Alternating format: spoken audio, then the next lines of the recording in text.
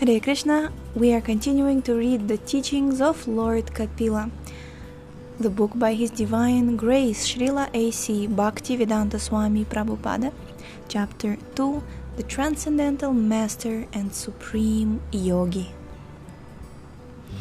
Nahyasya varshmanah pumsam varimnah sarva yoginam vishrutau shruta devasya bhuri tripyanti me savaha. Translation. Shaunaka continued, "There is no one who knows more than the Lord Himself. No one is more worshipable or more mature a yogi than He. He is therefore the master of the Vedas, and to hear about Him always is the actual pleasure of the senses." Purport. In Bhagavad Gita it is stated that no one can be equal to or greater than the Supreme Personality of Godhead. This is confirmed in the Vedas also. Eko bahunam yo vidadhati kaman. He is the Supreme Living Entity and is supplying the necessities of all other living entities.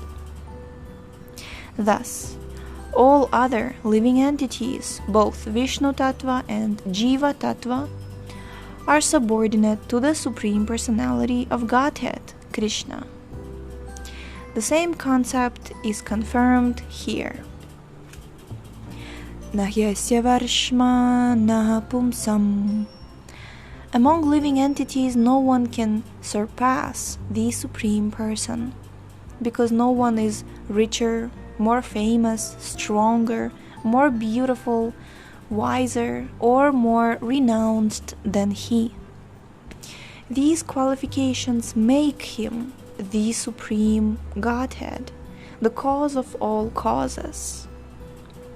Yogis are very proud of performing wonderful feats, but no one can compare to the Supreme Personality of Godhead.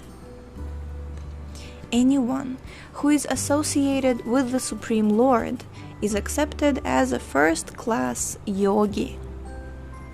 Devotees may not be as powerful as the Supreme Lord, but by constant association with the Lord, they become as good as the Lord Himself. Sometimes the devotees act more powerfully than the Lord. Of course, that is the Lord's concession. Also, used here is the word varimnaha, meaning the most worshipful of all yogis. To hear from Krishna is the real pleasure of the senses. Therefore, He is known as Govinda, for by His words, by His teachings, by His instruction, by everything connected with Him, He enlivens the senses. Whatever He instructs us is from the transcendental platform, and His instructions, being absolute, are non-different from Him. Hearing from Krishna, or His expansion or plenary expansion like Kapila, is very pleasing to the senses. Bhagavad Gita can be read or heard many times, but because it gives great pleasure, the more one reads Bhagavad Gita, the more he wants to read and understand it, and each time he gets new enlightenment. That is the nature of the transcendental message. Similarly, we find that transcendental happiness in the Srimad-Bhagavatam.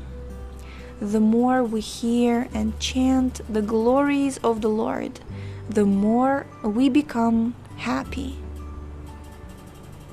In the previous verse, the incarnation of the Supreme Personality of Godhead as Devahuti Putra Kapila Deva has been explained as Bhagavan Atma Mayaya. The word Bhaga means opulence, and Van means one who possesses. All the opulences of the creation are present in Bhagavan, as stated in the Vedas, Katha Upanishad 2.2.13. Nityo nityanam chetanash chetananam eko bahunam yo vidadhati kaman.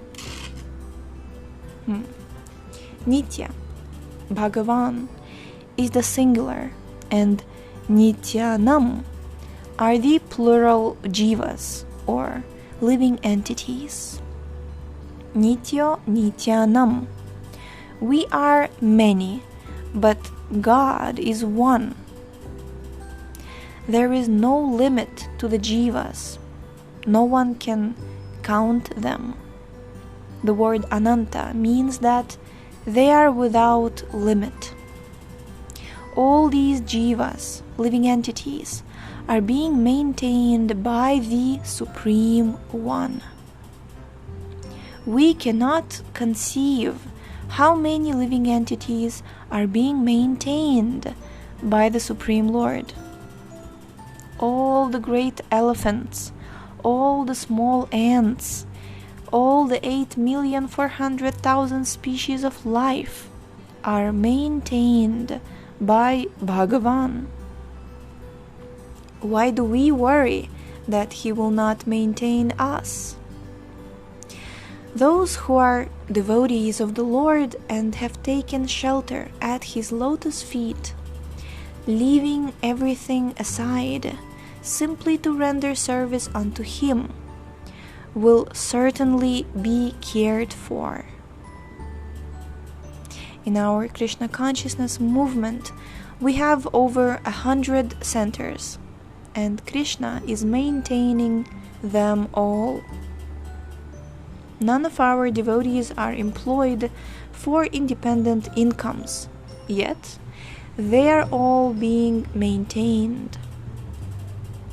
In Bhagavad Gita, Krishna never says, "Do this or that, and I will then maintain you." Rather, he states that not only will he maintain us, but he will also protect us from the results of sin, from sinful karma. Bhagavad Gita 18.66. All of this assurance is there. Tasyaiva heto prayateta kovida. The word kovida means intelligent. An intelligent person should try to attain shelter at the lotus feet of Krishna. Human life is actually meant for getting in touch with the lotus feet of Krishna. That should be our only business. The word upadi indicates the higher planetary systems. There are 7 higher planetary systems, and we are in the middle system, in Bhur Loka. Within this one universe, there are 14 planetary systems, and the living entities are wandering in different bodily forms on different planets. According to karma, the living entity sometimes goes up, sometimes goes down. He wanders in this way, thinking how he can become materially happy and satisfy his senses. The Shastras say that we should not do this, that we should endeavor to understand Krishna. We should not worry about eating and sleeping, for the needs of the body are already arranged. We do not have to work independently to maintain the body. Talabhyate dukavad anyata sukham kalena sarvatra gabhiraram hasa. our actual endeavor should be to attain happiness. That is our real struggle for existence. According to the Shastras, Talabhyate dukkhavat. The word dukkhavat indicates that although we do not want misery, misery comes anyway. We don't have to endeavor separately for misery. No one says, "Let there be fire in my house," or "Let my child die." No one aspires after these things, yet they happen. Everyone is thinking, "May my child live happily," or "May I get so much money." We do not ask or pray for catastrophes, yet they come without invitation. Similarly, whatever happiness is there for our enjoyment will also come without our asking for it. The conclusion is that we should not endeavor for so-called happiness or distress, but we should try to attain that position whereby we can understand Krishna and get shelter at his lotus feet. This should be the real human endeavor. It was Chaitanya Mahaprabhu who said to Rupa Goswami, "Brahmanda Brahmite Kona Bhagyavana Jiva Guru Krishna Prasade Paya Bhakti Lata Bija." Quote, "The living entity is wandering up and down from one planet to another, and he is very fortunate if, by the mercy of the spiritual master and Krishna himself, he can get the seed of devotional service to Krishna." Unquote. Chaitanya Charitamrita 19.151. The Krishna consciousness movement is an attempt to make people fortunate. In this age, everyone is unfortunate. Manda Bhagya.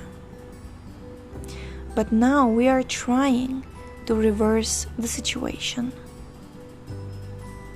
Throughout the world, there are problems everywhere. One country has one type of problem, another country has another. There is strife within governments themselves, and even presidents are fraught with problems. Sometimes we think we are very fortunate, just as President Nixon was thinking, "I am very fortunate, I have become the President of the United States." Then he soon realized that he was most unfortunate. Actually, this is the situation for everyone. We should not think that the only apprehended culprit is President Nixon and that we are safe. There is a Bengali proverb, "Dry cow dung is used for fuel," and it is said that when the dry cow dung is being burned, the soft cow dung is laughing, saying, "Oh, you are being burned, but I am safe." It does not know that when it dries up, it will be thrown into the fire too.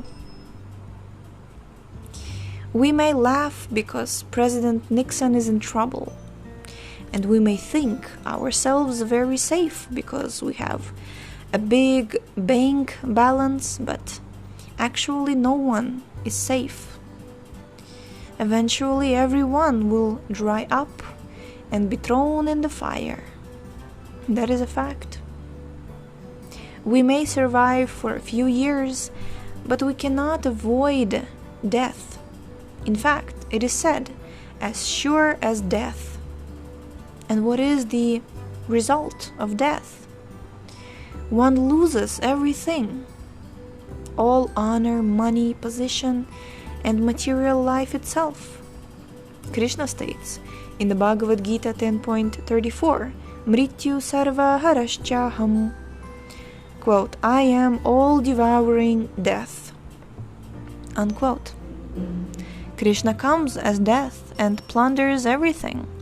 Bank balance, skyscrapers, wife, children, and whatever. One cannot say, my dear death, please give me some time to adjust. There is no adjustment. One must immediately get out. Foolish people are unaware of this miserable condition of material life. Krishna says in Bhagavad Gita 13.9, Janma mrityu jara vyadhi dukkha doshanudarshanam. Real knowledge means knowing that however great one may be, the four principles of material life are present: birth, old age, disease, and death. These exist in the highest planetary system, Brahma Loka, and in the lowest, Patala Loka. Jai, we're going to stop here for today, and tomorrow we shall continue with this topic, and we will read about how persons who are actually intelligent and philosophically inclined, how they reach the real purpose of life, and about the most wonderful thing in the world, and about the actual yogis on different planets. So stay tuned, and we shall see you tomorrow. Yes, sorry about not putting the link yet, but it will come in a couple of days. So yes, keep in touch. We'll see you tomorrow. Hare Krishna.